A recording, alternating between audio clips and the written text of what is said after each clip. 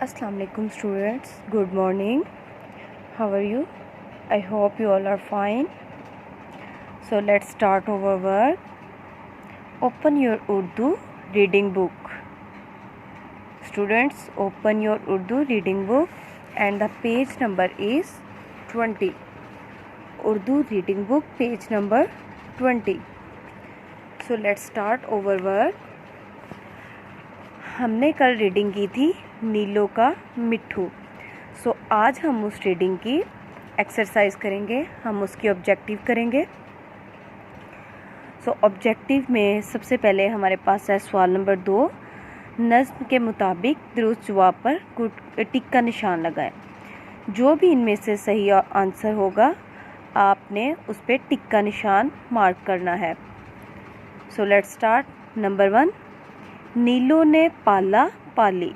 नीलो ने क्या पाला था? मुर्गा, बिल्ली, तोता या कबूतर? सो राइट ऑप्शन इज तोता। नंबर 2, तोता रहता था बोलता, चुपचाप, ऊँघता, चुपचाप और ऊँघता। सो राइट ऑप्शन इज चुपचाप और ऊँघता। जैसे कि आपने रीडिंग में पढ़ा था कि नीलो उसको बहुत ज़्यादा समझाती थी, बहुत बोलने के लिए कहती थी, लेकिन वो हर टाइम चुपचाप और ऊँघता रहता था। सो राइट ऑप्शन इज चुपचाप और ऊँघता। नंबर 3, तोता बोला टेंटे, कुकड़ू, चू चू, म्याऊ म्याऊ। सो राइट ऑप्शन इज कुकड़ू।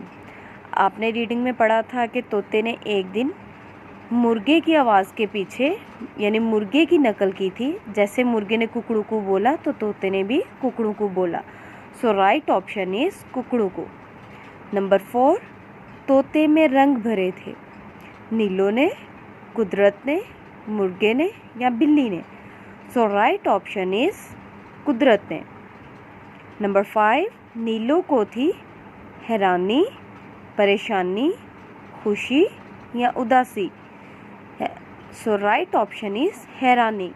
यानी नीलो उसे बहुत ज़्यादा समझा के थक गई थी, तो उसको हैरानी होती थी कि ये बोलता क्यों नहीं है। सो राइट ऑप्शन इज हैरानी। And the next page is page number 21. Now do this.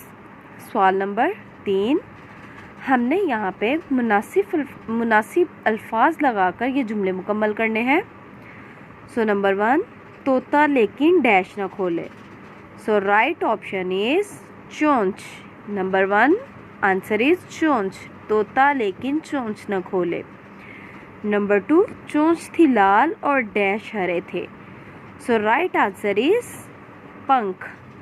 Number 2 answer is पंख, चोंच थी लाल और पंख हरे थे। नंबर 3, डैश ने क्या रंग भरे थे? द आंसर इज कुदरत, कुदरत ने क्या रंग भरे थे। नंबर 4, हर कोई उसको डैश कहता, हर कोई उसको बुद्धू कहता। नंबर 4 आंसर इज बुद्धू। नंबर 5, डैश मुर्गा भी बोला। द आंसर इज कुकड़ू, यानी मुर्गा भी बोला कुकड़ू को। नेक्स्ट हमारे पास सवाल नंबर 4 है, दर्ज झेल अल्फाज के जुमले बनाएं। सो इसको आपने छोड़ देना है, ये आपने फ़िलहाल नहीं करना। सवाल नंबर 5, कॉलम अलिफ में दिए गए जानवरों और परिंदों को कॉलम बे में मौजूद मुतल्लिका आवाज़ों से मिलाएं। ये आपके पास जानवरों और परिंदों के नाम हैं और आपके सामने कुछ आवाज़ों के नाम हैं, कुछ आवाज़ें हैं। सो हमने देखना है कि कौन से जानवर या कौन से परिंदे की आवाज़ कौन सी है और फिर उसको उसकी आवाज़ के साथ मैच कर देना है। जैसे तोता, तोते की आवाज़ है टेंटे। मुर्गी, मुर्गी की आवाज़ है कुकड़ू। कौवा, कौवे की आवाज़ है काएं काएं। बिल्ली, बिल्ली की आवाज़ है म्याऊ म्याऊ। कबूतर, कबूतर की आवाज़ है गुटरगू। चिड़िया, चिड़िया की आवाज़ है चूं चूं। बकरी, बकरी की आवाज़ है मैं। आपने इन सब को इन आवाज़ों के साथ मैच कर देना है। नेक्स्ट पेज पे आएंगे हम, पेज नंबर 22, पेज नंबर 22 जी। तो यहाँ पे हमारे पास है अलिफ बाय तरतीब। अलिफ बाय तरतीब क्या होता है? इसका मतलब है कि लफ्ज़ों और इस्मों को अलिफ, बे, पे, ते यानी हरूफ तहज्जी की तरतीब में लिखना। अलिफ वाले लफ्ज़ को पहले लिखना, उसके बाद बे वाले लफ्ज़ को लिखना, उसके बाद पे, यानी हरूफ तहज्जी की तरतीब से लफ्ज़ों को लिखना। जैसे इंग्लिश में आपने अल्फ़ाबेटिकल ऑर्डर करते हैं, इसी तरह से है उर्दू का। उसमें अलिफ बाय तरतीब हम कहते हैं हरूफ तहज्जी की तरतीब से लिखना।